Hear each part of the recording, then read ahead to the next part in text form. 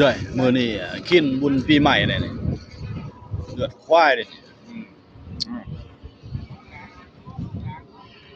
เป็นเจ้าแต่นายทั้งนั้นเอาเด้อเอาเด้อควายเสียเมนูนะ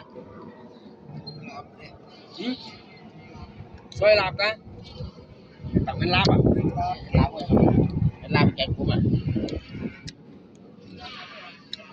มือสังหารเนี่ยมือสังหารเนี่ย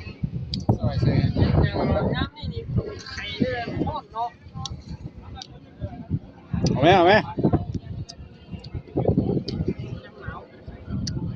ตั้งไหมตั้งไหมพุ่น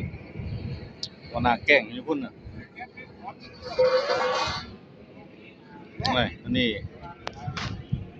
วันหน้าเคล็ดพิเศษ